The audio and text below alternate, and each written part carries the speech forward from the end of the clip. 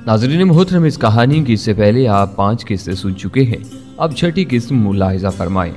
साथ वाले मकान में उनकी साली रहती थी। सालक राम की माँ जो बेवा थी। सालक राम का एक छोटा भाई और एक बहन थी। पूनम ने हाल ही में FSC में दाखिला लिया था और कॉलेज पढ़ने के लिए उसे रोजाना लुधियाना जाना पड़ता था। रायकोट में एक डिग्री कॉलेज जरूर था, लेकिन वहाँ साइंस की क्लासें नहीं लगती थीं। ये दोनों कुंबे आपस में इस कदर मिलजुल कर रहते थे कि इनके एक होने का गुमान गुजरता था। सालक राम की तनख्वाह और उसके स्वर्गवाज पिताजी की पेंशन से उनकी जैसे तैसे गुजर बसर हो रही थी। पूनम ज्यादा वक्त अपनी आंटी के साथ ही गुजारती थी। मुझे इल्म नहीं था कि मेरी अमारत के किस्से जो इसके भाई और कजन ने दोनों घरों को बढ़ा चढ़ा कर सुनाए होंगे, उन्होंने इन्हें मुतासर किया या फिर मेरी दर्द भरी दास्तान ने। एक बात बहरहाल अयां थी कि जब उसे मेरी असलियत का इल्म हुआ तो मैंने उसकी गहरी गहरी बादामी आंखों में अपने लिए वो जज्बात मोइज़न देखे थे जिसकी तवक्का एक रहमदिल नौजवान लड़की से की जा सकती है। मुझे जल पानी पूनम ने करवाया। ये रोबे हुस्न था या मेरा एहसास कमतरी कि अभी तक मैं उससे खुलकर बात न कर पाया था। उसे देखते ही मुझे यूं महसूस हुआ जैसे कोई चीज़ मुझसे छिन गई। वो रवायती हिंदू लड़कियों से बिल्कुल मुख्तलिफ थी। उसकी गुफ्तगू का मखसूस अंदाज, नपातुला लहजा, अपने दामन में वो मखसूस हयादारी और रख रखाव समेटे हुए था जो पंजाब के रवायती मुटियारों के यहाँ मिलता है। मोहब्बत मेरे लिए जिंदगी का कोई इम्तियाजी मजमून तो था नहीं जिसे मैं अपनी मर्जी से रखता या छोड़ देता। मेरे दिलो दिमाग में एक जबरदस्त जंग शुरू हो गई जिसका अंजाम बहरहाल दिल की फतह की सूरत में निकला। मुझे इस बात का इकरार करना है कि सांवले रंग की इस गहरी आंखों वाली लड़की ने मेरे दिलो दिमाग पर पहली नजर में बड़े गहरे असरात मुरतकब किए थे और रात को प्रकाश की आमद तक एक आग सी दिल में बराबर लगी रही थी। तो मैंने अपने शऊर की तमाम तर गहराई के साथ इस बात को कबूल कर लिया था कि मैं पूनम की मोहब्बत का असीर हो चुका हूँ। इसी असना में हमारे दरमियान बातों के 1-2 दौर हो चुके थे, लेकिन मेरे मुख्तसर सवालात और उसके मुख्तसर जवाबात ने शायद उसे भी इस बात का एहसास दिला दिया था कि हम दोनों एक ही किश्ती के मुसाफिर हैं। शाम को प्रकाश आया तो आते ही मुझसे लिपट गया। उसकी खुशियों में मजीद इजाफा उन खूबसूरत कमीजों ने भी किया था जो मैं उसके लिए लाया था। बाबूजी के लिए बनारसी धोती और कुर्ते के अलावा माता जी के लिए कीमती कदरे सादा साड़ी ने मेरा मान खासा बढ़ा दिया था। पूनम सबकी खुशियों में इस तरह शिरकत कर रही थी जैसे वो भी हम ही में से हो। मैंने प्रकाश के लिए खरीद किया हुआ एक परफ्यूम सालिक राम के लिए कहकर उसे सौंप दिया, लेकिन मेरी चोरी उसने उसी वक्त ही पकड़ ली कि यह प्रकाश के लिए था। रात को बाबूजी आए तो मुझसे यूं मिले जैसे कोई अपने सगे बेटे से मिलता है। मैंने बलवाड़े वाले मामले के मुतल्लक बता दिया था। वो मेरे डैडी ने जबरदस्ती की बला मेरे गले डाल दी थी कि मैं अपनी सुतेली बहन के मंगेतर का जोग्राफिया मालूम करता फिरूं। मैंने उनसे दरख्वास्त की थी कि मेरे माजी से मुतल्लक मुझसे कभी कोई बात न पूछी जाए। मैं वो सब कुछ भुला देना चाहता हूँ और सिर्फ अपने हाल और मुस्तकबिल के हवाले से जिंदा रहना चाहता हूँ। अपने पास मौजूद 30,000 रुपए कैश की सूरत में मैंने बाबूजी की झोली में डालकर गोया उन्हें लूट लिया था। बाबूजी, अगर आपने वाकई मुझे धर्मपुत्र बना लिया है तो मेरी हर चीज पर सबसे पहला हक आपका है। हम लुधियाना में छोटी सी प्लास्टिक इंडस्ट्री लगाकर काम शुरू कर देंगे। प्रकाश को इस काम का खासा तजुर्बा है। मैं अच्छा सेल्समैन हूँ और सारा भारत घूम चुका हूँ। आपका आशीर्वाद हासिल रहा तो जल्द हम किसी काबिल हो जाएंगे।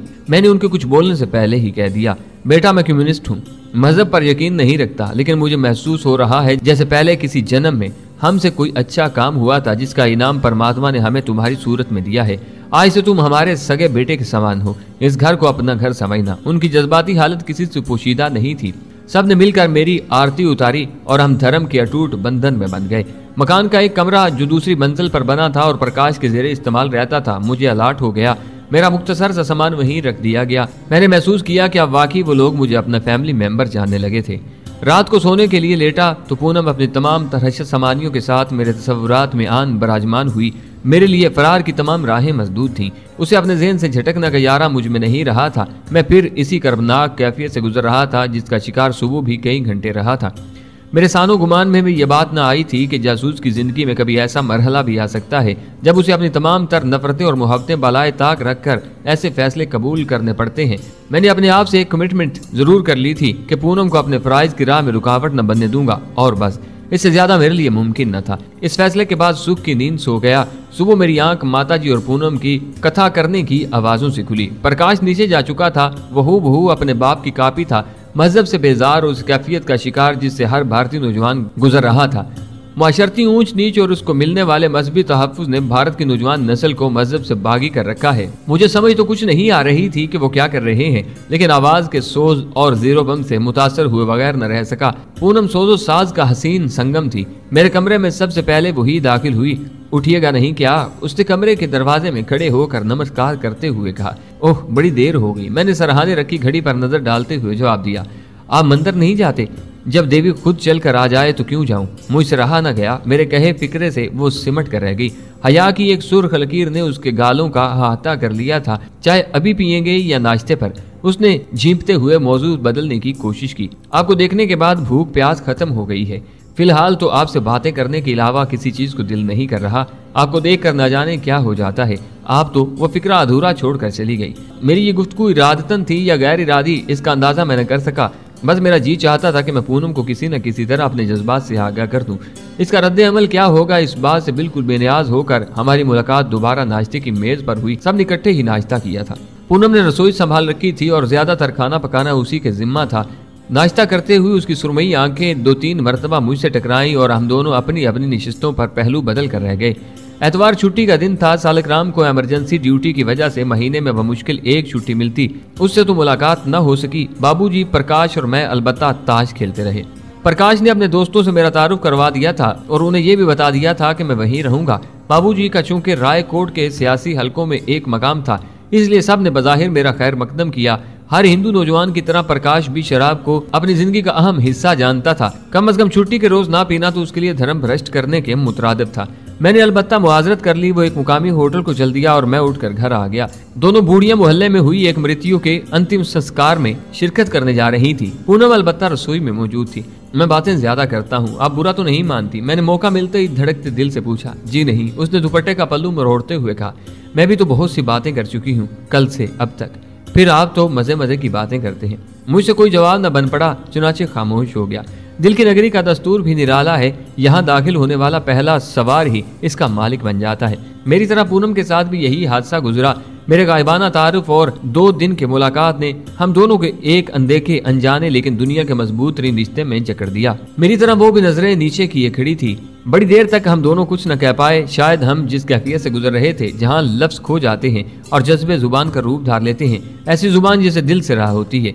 थोड़ी देर बाद वो चली गई। मैं भी अपने कमरे में जाकर अपनी धड़कनों का शुमार करने लगा। शाम के वक्त प्रकाश आ गया, फिर माता जी और मौसी जी भी आ गई। सबने खाना इकट्ठे खाया। रात को प्रकाश, पूनम, उसका छोटा भाई और मैं फिल्म देखने चले गए। सारी फिल्म के दौरान हम दोनों साथ साथ सीट पर गुमसुम बैठे रहे। ना उसे कुछ कहने की हिम्मत हुई, ना मुझे बात करने का हौसला पड़ा।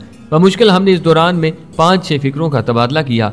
सुबह हस्बे मामूल पूनम मुझे जगाने आई। उसे इल्म था कि आज हम लुधियाना जाएंगे। उसने मेरे लिए कपड़ों का एक जोड़ा पहले से तैयार कर रखा था। स्नान करने के बाद हम सब ने नाश्ता इकट्ठे किया। रात को बाबूजी के साथ तमाम बातचीत तय पा गई थी। अब हमने अमली तौर पर काम का आगाज करना था।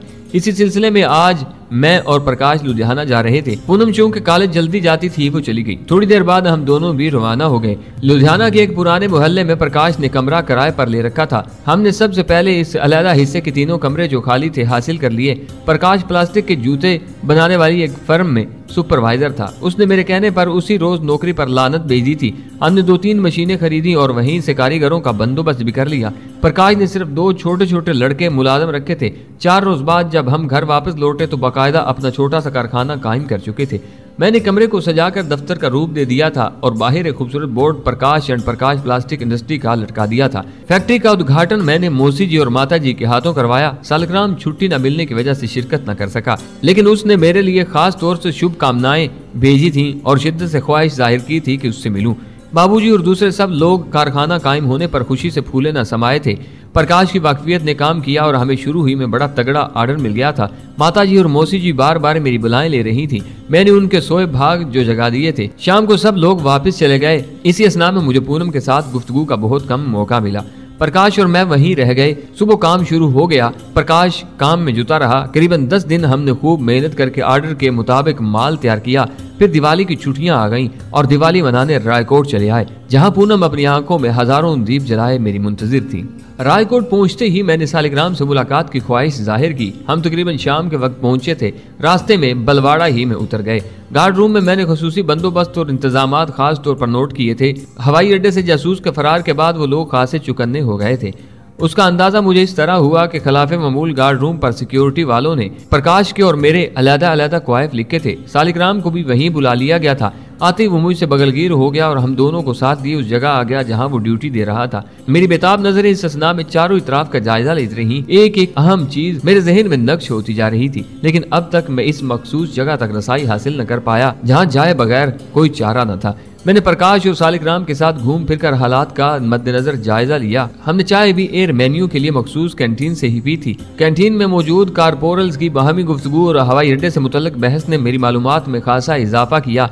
बज़ाहिर तुम हंस कर सालिग्राम और प्रकाश से गुफ्तगू कर रहा था, लेकिन मेरा ज़हन और मेरे कान पूरी यकसोई के साथ वहाँ मौजूद एयरमैनों की गुफ्तगू पर लगे हुए थे। यहाँ वो लोग भी मौजूद थे जो मुख्तलिफ हवाई अड्डों से यहाँ डेपुटेशन पर आए थे और वो अपने अपने साबका अड्डों पर किए गए पाकिस्तानी कमांडोज और जासूसों से बचने के लिए हिफाजती इंतजाम बयान कर रहे थे। और हर कोई इस बात का दावेदार था कि वहाँ चिड़िया भी पर नहीं मार सकती। मैं दिल ही दिल में उनकी खुशफहमी से लुत्फ अंदोज होता रहा। शाम को सालिग्राम की हवाई अड्डे की कैंटीन से खरीद करदा 4 अदद रम की बोतलें अपनी बगल में दबाए हम तीनों इकट्ठे ही वापस आए थे। सालिग्राम को अगले रोज दिवाली के लिए बमुश्किल छुट्टी मिली थी। मैंने और प्रकाश ने उसके ऑफिसर इंचार्ज से, जो एक सिख था, बड़ी आजिज़ी से दरख्वास्त की थी कि वो इसे दिवाली के लिए कम अज कम घर जाने दे, क्योंकि उसकी मंगेतर आई हुई है। उसके बाद कम अज कम 5-6 महीने मुलाकात का कोई चांस नहीं। वो लोग आसाम वापस चले जाएंगे। यह बहाना भी मेरी जहनी इख्तरा थी। जब सालिग्राम को इसके अफसर ने छुट्टी की मंजूरी का हुक्मनामा दिया तो वो खुशी के मारे मुझसे लिपट गया। तुम तो यार बड़े काम की चीज हो, उसने मुझसे बगलगीर होते हुए कहा। घर वालों ने जब सालिग्राम को भी हमारे साथ देखा तो मौसी जी और पूनम की तो खुशी का ठिकाना ही न रहा। सालिग्राम और प्रकाश ने इस कारहाय नमाया को मेरे सर बांधा तो मौसी जी ने मुझे आशीर्वाद देते हुए कहा, बेटा मैंने हमेशा यही चाहा कि सालिग्राम फौज की नौकरी न करे, लेकिन अपने लेख की बात है। तुम ही बताओ बेटा, जंग लग गई तो इस मोई हुकूमत को क्या मिलेगा? न जाने इनकी हवस कब खत्म होगी। कितनी माओं के लाल मरेंगे तो जालिमों के कलेजे ठंडे होंगे। मौसी जी का दुख सारे भारत की माओं का दुख था, लेकिन अलमिया ये है कि हुकूमत ने कभी उसे महसूस ही नहीं किया, या अगर किया तो अपनी हवस से मुल्क गिरी के आगे उसकी कोई हैसियत न जानी। मुझे फौजी मुलाजमीन ही नहीं, सिविलियन से भी गुफ्तगू का इत्तफाक होता रहता था, और यह बात कम अज कम पंजाब की हद तक तो मैंने शिद्दत से महसूस की थी कि भारतीय अवाम अब जंग के मुतहम्मिल नहीं हो सकते थे। वो पाकिस्तान से हरगिज लड़ना नहीं चाहते थे, लेकिन हुकूमत उन्हें लड़ाने पर तुली हुई थी और दिन रात असला के अंबार छावनियों से सरहदों की तरफ मुंतकिल किए जा रहे थे। मैंने पिछले 3-4 रोज से शेव नहीं की थी। इसके पसे पर्दा भी एक खास मकसद कार फरमा था। हमारी बस जब रायकोट में दाखिल हो रही थी तो मैंने एक मखसूस किस्म के मिसाइल बरदार आर्मी कन्वाय को वहां से गुजरते देखा। एक बेचैनी सी तब से मैं महसूस कर रहा था। इन मिसाइलों की साख्त और वो जगह जहां इन्हें नस्ब किया जाता था, इनसे मुतल्लिक मालूमात हासिल करना मेरे लिए बहुत जरूरी था। अब मैं इस फिक्र में था कि जल्द अज जल्द उनका पता लगाऊं। यहाँ पहले से ही आर्मी के कुछ यूनिट डिप्लॉय थे और शहर में अफवाह फैली हुई थी कि फौज ने वहाँ मोबाइल रडार सिस्टम कायम कर रखा है। आज दिवाली की रात थी, सारा भारत शराब में गर्क था। आज की रात से फायदा न उठाना इंतहाई बेवकूफ़ी होती। सालिग्राम और प्रकाश को मैंने टरखाकर उनसे जान छुड़ा ली थी और उन्हें एक मुश्तरका दोस्त की महफिल नाव नोश में छोड़कर चला आया। आधी रात से पहले उनकी वापसी नामुमकिन थी। अरे आप क्या दिवाली भी घर पर मनाएंगे? पूनम ने पूछा। बेटा जी आज तो खैर से तुम्हारे बाबूजी भी खुश हैं। माता जी ने बाबूजी की तरफ देखते हुए कहा, जो मिठाई के डब्बे पकड़े अंदर दाखिल हो रहे थे। पूनम बेटे ये डब्बे ले लो और दुबे जी के घर दे आओ। उन्होंने पूनम को डब्बा थमाते हुए कहा, आप चलिए ना मेरे साथ। पूनम ने मुझसे कहा, हाँ बेटा इसे भी घुमा लाओ। मौसी जी ने मुझे कहा। इन लोगों का ख्याल था चूंकि मैं पहली दिवाली घर से बाहर मना रहा हूँ इसलिए उदास हूँ। आओ चलते हैं। मैंने बाहर की तरफ कदम बढ़ाए। थोड़ी देर बाद बाबूजी की 18 सी मोटरसाइकिल, जिसे अब हमने खासी बेहतर शक्ल दे रखी थी, मुझे और पूनम को उड़ाए ले जा रही थी। दुबे जी का घर इत्तेफाक से उस सड़क के नजदीक वाली आबादी में था। पूनम तो अंदर चली गई। मैं उसके बजीद होने के बावजूद न गया। जल्दी आना, मैंने जाते जाते कहा। क्यों? उसने एक अदाए दिलरुबा से मुड़ते हुए पूछा। तुम्हें भगा कर ले जाना है? फिर तो अभी आई, कहकर वो चली गई। जू शाम गहरी होती जा रही थी। दिवाली की तकरीब अपने अरूज पर पहुंच रही थी। 5-6 मिनट तक मैं बच्चों की आतिशबाजी से लुत्फ अंदोज होता रहा। फिर पूनम आ गई।